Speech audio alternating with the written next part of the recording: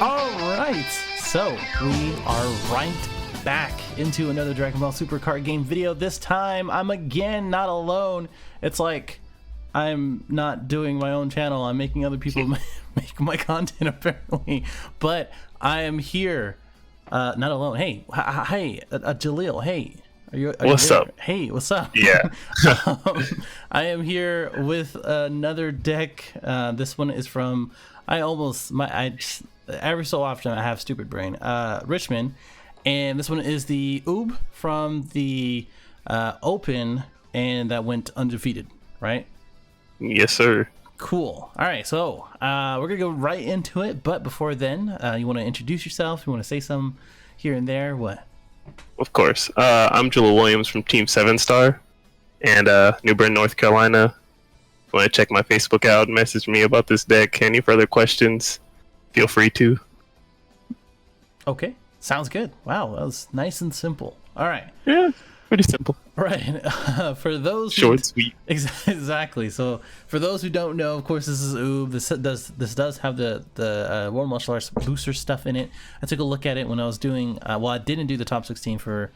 That's just controversial. I'll ask you about that. I'm like about the rounds and attendance. I'm like whatever, But I feel that. I do really like this deck. Obviously, I made a deck profile a little bit a while ago on my own, and it wasn't that spicy.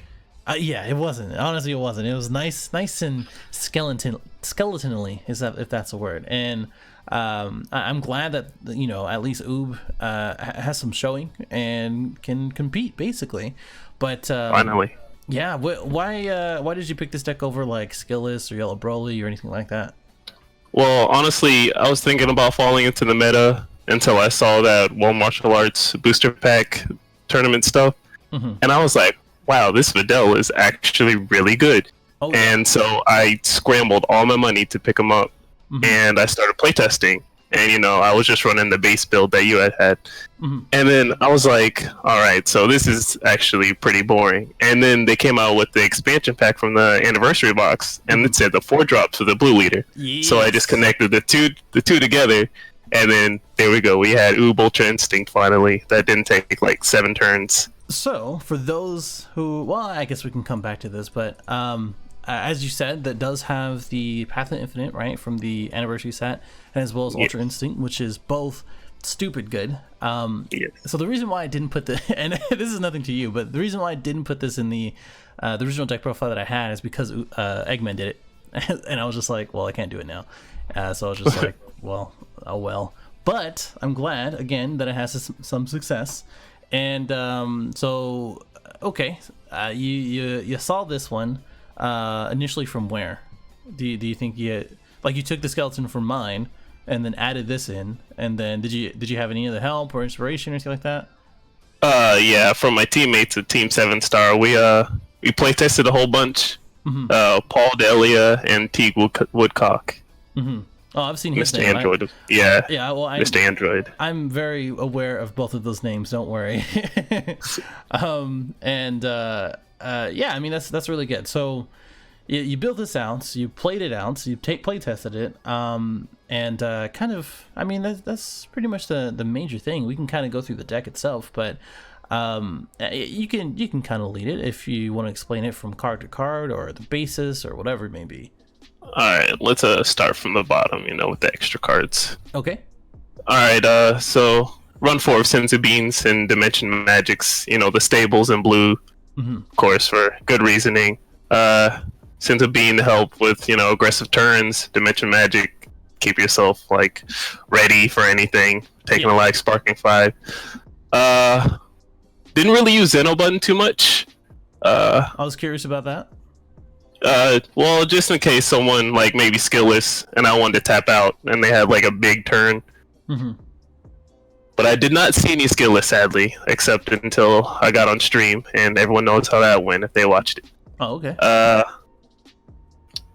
Wanted to add something pretty spicy with the super combos for martial artist Son Goku. I could have put in the Son Gohans, but I mean it's World Martial Arts leader, so I'm running all these Gokus, so why not? Yeah, which one are you talking about? The super combo, the yellow one. Oh, okay. You can run like either all colors because it's just a world tournament leader. Okay. Gotcha. Scientist Fu, he was a game closer. I went against Gogeta BR, I think my second round. He didn't play the regular BR. He played Zeno in his deck, and he shuffled my whole hand, and that felt really bad because this card draws. Oh, this deck draws a whole bunch. Oh yeah. But he ended up closing me one of the games and got me my 2 cards. It was a good closer. Okay. Play-by-Play Pro, he was a very clutchful card because of Vidal's effect. You always have at least 2 world tournaments in play at all times, so you just drop him and get a serious hand advantage. And he helped out with the Vidal, not the Vidal attack, Pan attack. These guys are pretty small. Moving on to the announcer, Ever Curious. I only ran 2 of them just in case Dende did not see play at all that game. Like, it feel like I had to fish for Dende sometimes, even through mulligans in the beginning hands. But when I had a Dende in hand, you always keep them.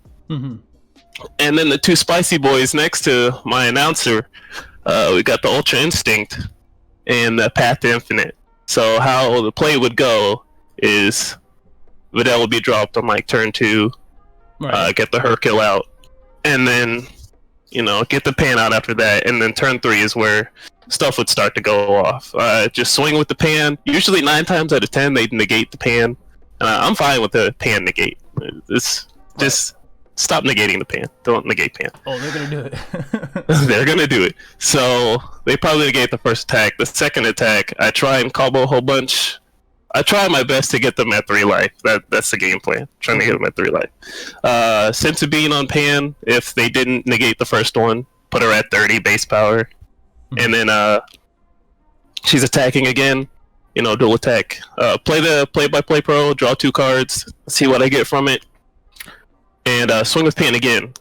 And then see where it happens. So that's like 4 damage. And a lot of cards in hand. Yeah, a lot of cards. And then I'd swap with the Path to Infinite and then play Ultra Instinct and see if I can end it from there. Okay. And moving on from the next 3 guys, I explained the Videl. She comes into play for free. Well, not for free, for 2, actually. Yes. If there's nothing to play. Yeah. I should probably switch this. 1 sec. Alright, there you go. So we were looking at Videl. For those who don't know, I mean, if you've been living on the rock, if you didn't see my deck profile or at least anybody else's for the World Martial Arts boosters, of course, just like he was saying, if you don't have any battle cards in your area, you reduce this card by 2 in your hand, and then you get to play the Hercule and then the Pan at the end of the turn, right? Yes, exactly. Cool. So that's really good. What's also pretty spicy about her is she's also a 4-drop, so you can swap her out for the Path to Infinite as well. Which is crazy, because you're still going to get the Hercule from your hand if you have it, and then the Pan from the deck if you have it. Yes. That's so stupid. But I never really did that up in Richmond, because I just... Didn't get that It was far? just pretty simple. Yeah, I didn't get that far. Okay, I figured. Always had things in play, but, it's just a food for thought. Moving on to Pan, the baby of the deck. The one? Oh man. Or the other Pan? Oh no, the big one. The big one. She's a little one, but she's a big one. So big girl Pan, alright. She's a big girl. Alright. No longer the days of being a baby. Technically, she's still the same age.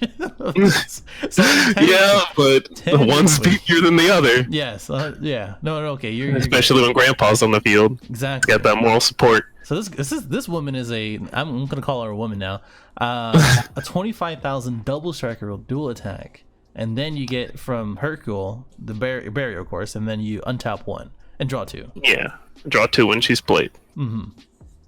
So it was pretty good to play her on turn 2. You get the hand advantage and you get the untap 1, so you're pretty safe. So if you have a Bean in hand or Dimension Magic, if someone's trying to threaten you with a double strike, and you feel pretty scared early game, you have that 1 energy. So, and it's their turn 3 or turn 2, so I mean you're pretty safe with 1 energy open, unless they drop a TN, which was highly unlikely in game 1, but right. Probably that's game 2 fodder type of stuff. She came in. She was. I think she's like the whole bane of the deck. Honestly, besides the Ultra Instinct, I don't think anything would have happened if it weren't for Pan, weren't for Videl or Hercule. So that's why I just specifically use this leader. Right. And you can only play to mention the Pan and the Hercule because it's a blue leader. Because some people don't know. It's just, that's just... Yeah, the World Martial Arts. Yeah. Moving on to the next card. Have awkward situations. I'm gonna put these two together because I don't know why they're so far away from apart. Like they're the link cards, right? So I'm gonna put these two together. 2-drop Trunks, play them for 2, and you get a Otosuki for free. Yep. And that came really clutch for heavy aggression. So you get 2 15k beaters for 2, and if I had multiple Otosukis in hand, I would just keep playing them over and over, of course. Right.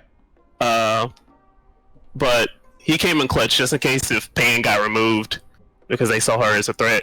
The Otosuki and Trunks would be the backup plan. Another way to get Ultra Instinct out. A 4-drop, free. And then remove them at the beginning. It's not too hard. Right. Probably gonna skip over Hercule because we got into the whole family, the Proud family. Unyielding Trunks. This card seriously has saved me a bunch of times when playing aggressive. Imagine because let's say I played like a play-by-play pro and I was like shaking at like one energy, and I was like, okay, I pulled something pretty good, and I don't want to bean for 1 and then get to 2. So swing on maybe my leader or Pan or even Hercule sometimes, and Unyielding would just come in clutch to give me 2, and then bean on somebody else, right, to give me 3, and then there you go. I can do the Ultra Instinct chain for just tapping out. Yeah. Dende, another searcher. What can I say about this man? He's pretty green. He's pretty green Namekian. It's pretty good. Yeah, it's pretty good. If you have him in opening hand for this deck, it's a keep. You gotta keep. You don't need to keep more than 1 in hand if you pull 2. If you ever pull 2, right? I always kept 1 in hand. If you had the perfect hand in this deck, would probably be Dende, Videl, Hercule, and then maybe play-by-play pro. Maybe. Right. Let's see, a Trunks and Path to Infinite. That'd probably be the perfect hand for me, honestly. Okay. So literally you're 1 to 3 turns, basically. Yeah. Okay. So I still had time to draw some cards to see if I can pull into something. Yeah. Moving on from Dende, I never really got to use the second ability. It never really came in handy. People said it would come in handy maybe if I was playing Announcer, but not with Dende. I just moved too fast with this deck to use the second ability. Yeah. I was always using my energy for something. Yeah, the 2 energies is just going to be more useful somewhere else.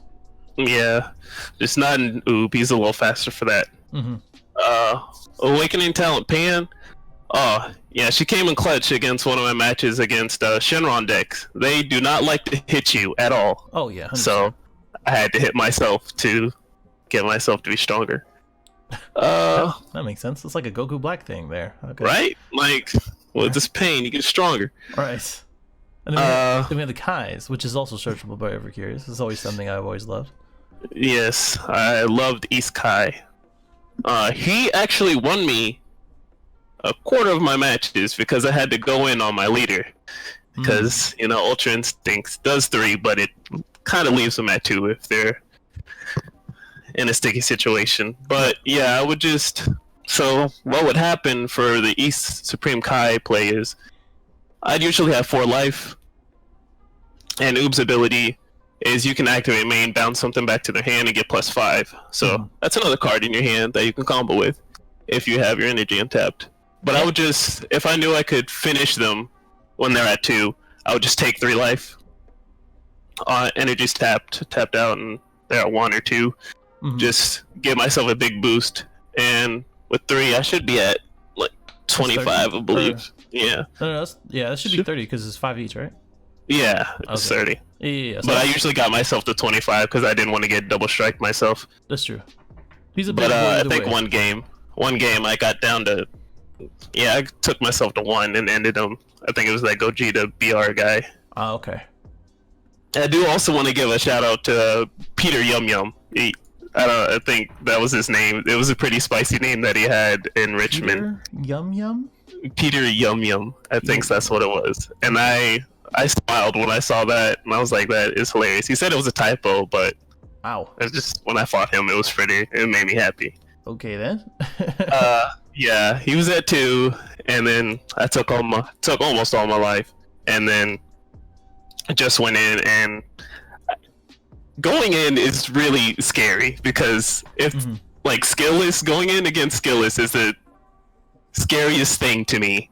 Right. Like they have so many cards in hand from the 4-star, and I'm just like, please, like you just in your mind, you're just like, please, please give this to me, please. Yeah. And that about covers most of the main deck. Okay. And then of course the side, there's a couple of things like the minus Killy Zone. Probably have to swap that out, but other than that, the ban. Yeah. I'll go through from bottom to top. Tien Shenhan, never got to use him, just in case someone gets another blue leader. Okay. Haru, never got to use her as well. I did not see any green leaders, which I was hoping for, maybe to go against Broly. Mercenary Tao, didn't get to use him at all, no hand control decks during the open. Okay. I did have to play Cronoa. Yes, I did see a yellow Broly my first round. Okay. I honestly thought I was going to get Victoria Striked, but he didn't have it. Okay.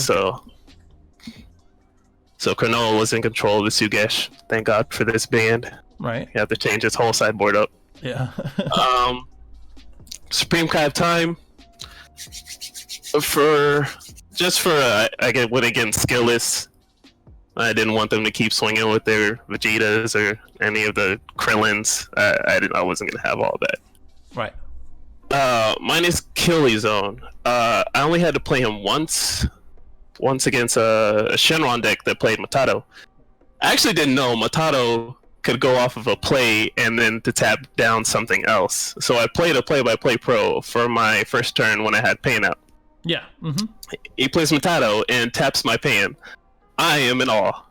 And I was like, I did not know Matado was that broken. I thought he was mainly to counter like Broly, BR or something. But no.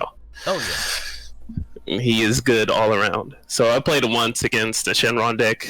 I was like, okay. It's all good. I see. Son Goku striving to be the best, just in case I didn't run into the Stream Kai of Time. A permanent for, skillless. Just more reassurance for me. For sure. Mafuba, just in case I ran into a Victoria Strike and I could not stop it. There's no way I could combo over, so just slap a Mafuba on him and pray that he didn't have battering. It's better now. Post-ban. Yeah, it's surely reassured now that I'm not getting battering if they have Victorious Strike. Right. As long as they don't tap down your energy, which is... Well, it'll probably happen anyways, but... Yeah. Hey, if I'm at 5, then... The 5 open energy, then I still got 2 to work with. But I don't think anyone's going to get to 5. But overall, not with this new meta. This is true, but we will see. I'm very... it sucks because... I'll be in Pasadena, and it will be a one-time format, where it's like the current format with the post-ban list before Set 7. So it's really hard to kind of figure out, what even to play. And I think this would be a good choice. But before we go through changes and any other questions, I'll kind of ask. But what did you play as far as matchups? I know there's 4 rounds for the Open too, right? Yeah, the 4 rounds for the Open. Everyone was actually pretty mad about that. Yeah, for a whole bunch of people. It was like over 90 people that came for the Open. Oh wow. So first matchup, I went against Yellow BR Broly with a Hide Up Mastery. He did not have Victoria Strike in his deck, the Son Goku Awakened Power. Yeah. So thank everything for that. Second round, the Gogeta BR Zeno he actually surprised me on turn 4 with his Zeno reset. So he caught me off guard with that. Third match was Shenron Gogeta 7. Okay. Yeah, the 7 drop really, it scares me, but with the Ultra Instinct play, you don't really have to worry about all that because they're running the Purungas, the Shenron figures, and if they lose all that, then they pretty much got nothing. They have to play Gogeta, and they have to swing at you 3 times, and you're going to take the life. Mm-hmm. If you have more than that, since they don't attack you too much. Right. But he's not going to have critical since you bounced them back to their hand. So I think that's what helped me out. And then after Shenron, I actually went against Toa. Okay. I think that was the most scariest match so far, taking the fact that she's an anti-meta deck. Right. And he played... I don't think he played no escapes in the deck because I was able to Ultra Instinct him one. But on the second game, he almost had me with the Mira. He almost had me. Okay. I think his name was Christopher. I can't remember too much. But he almost had me. He had the Mira, negated it, and I had to remove it with my leader ability.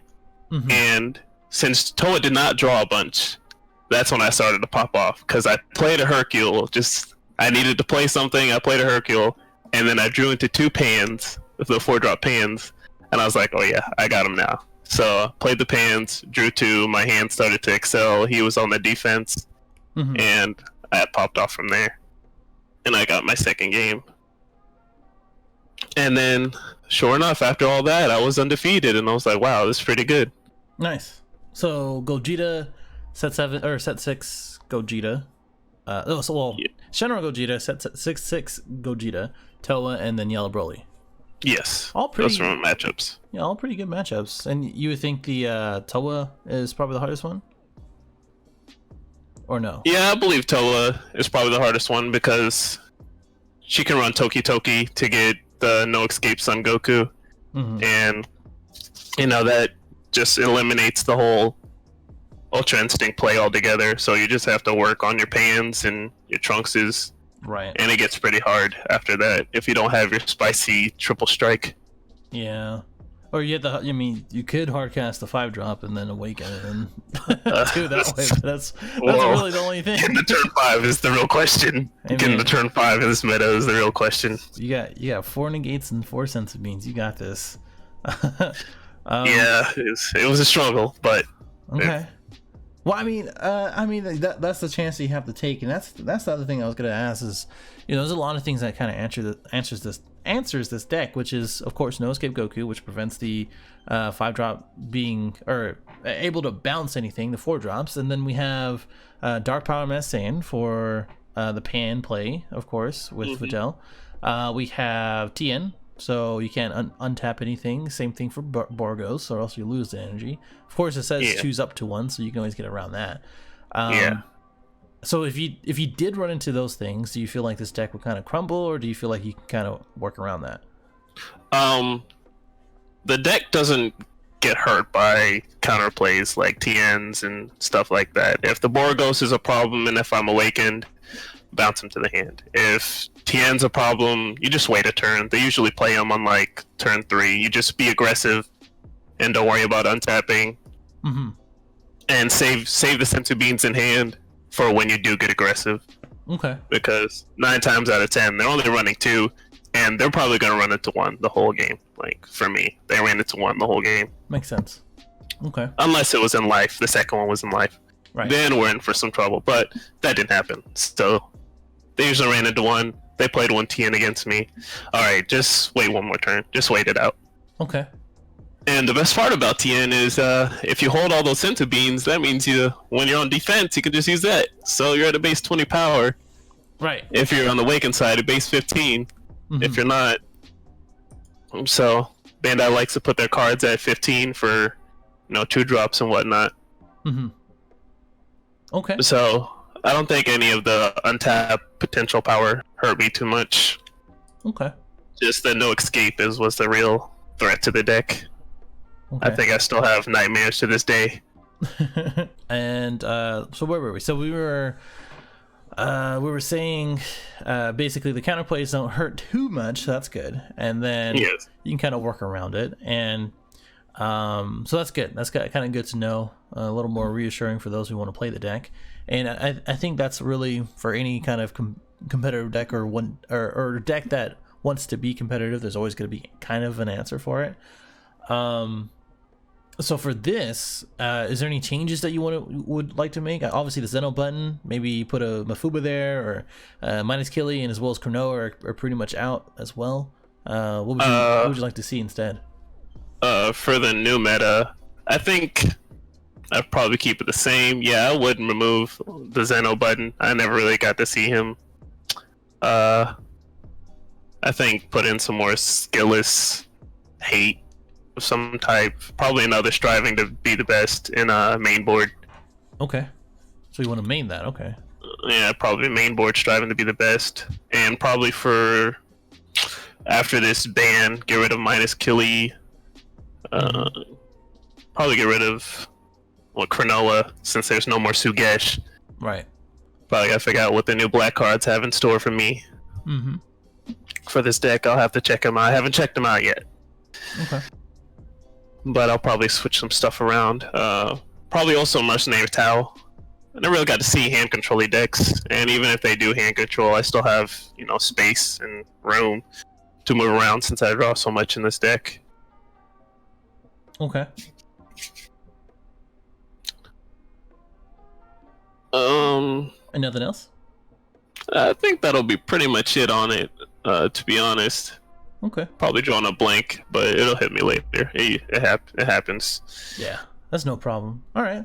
Well, I mean, overall, I think the deck is pretty solid. It looks like it did exactly what it needed to do, and you reduce ratios where it needed to be. And like I said, I'm happy for you.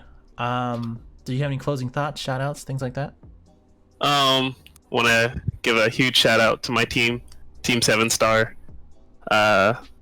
It grabbed me onto the team and they made me better throughout this game. Playtesting has been a huge fun time. It's been pretty fun playing this game. It gets the juices flowing and whatnot. Paul Delia, Teague Woodcock. I just want to give a big shout out to them for helping me out throughout this journey, this Dragon Ball journey. Yeah. And hopefully, once Nationals comes around, we'll see our faces again. Look out for us, Team 7-Star. Sounds good. Okay. All right, then. Well, that kind of wraps it up. Thank you for all of that. And just like Thank you you said, for having me. Of course. If anybody ever has any questions, put it in the comments below. What else I was gonna say? I forgot. Like, dislike, subscribe if you are new. And we'll see you in the next one. Say bye. Later.